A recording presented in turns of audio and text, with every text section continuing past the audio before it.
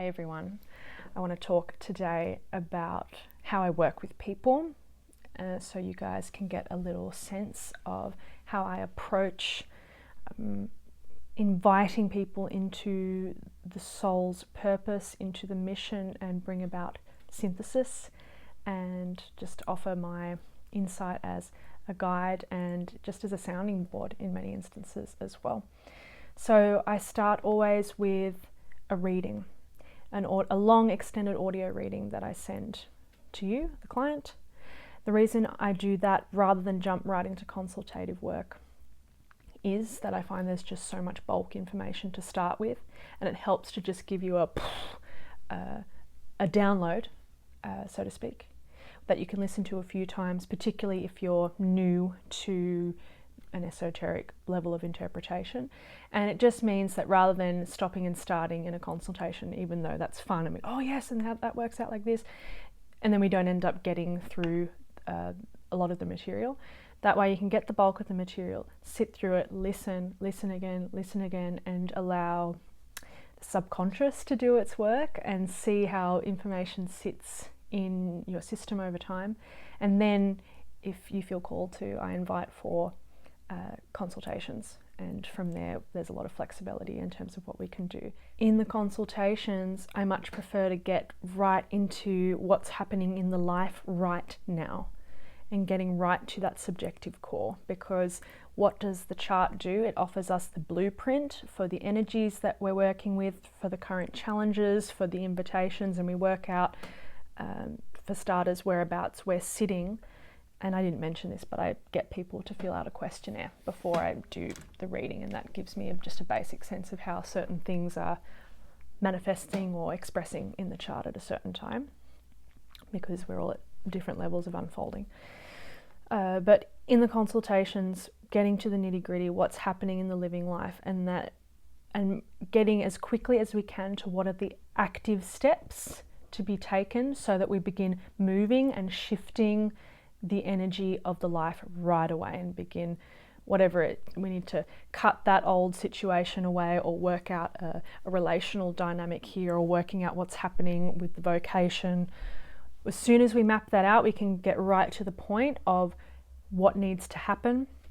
Sometimes that can include going into meditative work if I sense that people need to work on activating an energy center in the body, whether that's the heart center, whether they're needing to go through or discover a transmutative process of sacral energy or something.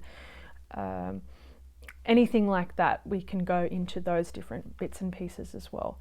So it really becomes much more or much less about astrology actually, but we start off with the chart as the blueprint, and then we get more scientific, therapeutic, investigative about what's happening. So this is how I do my work with people, and there's really no prerequisite in terms of what you need to have experience or be going through, or certain challenges. It's really, if you as someone watching and you like this content and you have that little kindling of that inner flame where you sense something is being communicated here that is calling to me, and there's that little ding-a-ling, you know what I'm talking about, right? Hopefully. If you have that, please move with that, trust that we can work together and work out how it is that I can support you at this particular moment in time. What else can I say?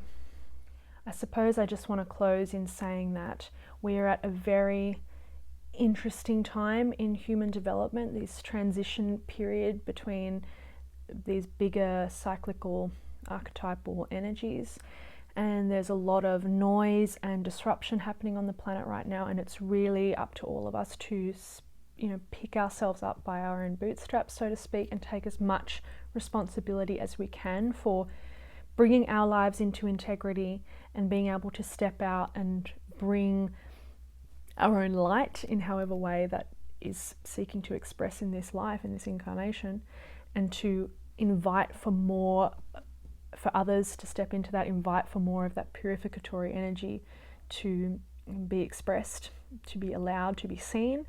It's the time is now. I think there's, particularly insofar as we might say the esoteric or spiritual community, it's a lot of slowness and noise there, and a lot of sitting back and sitting too much in contemplation. And as much as me as a very third rate person loves to understand what's going on and contextualize and how things work, that's only as useful or useful insofar as we're able to translate that into those steps of action and working out what needs to be applied in the life. So making it very practical and embodied, to use a feminine word.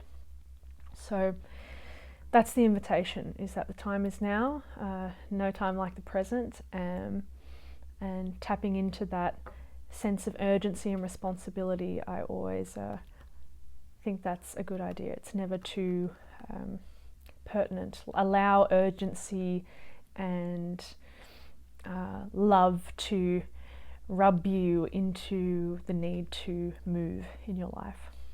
In any case, I think I'll leave it there for now. If you feel called to me, please email me. I'll leave some links and other info in the description box below. And for now, blessings, and you have a wonderful day.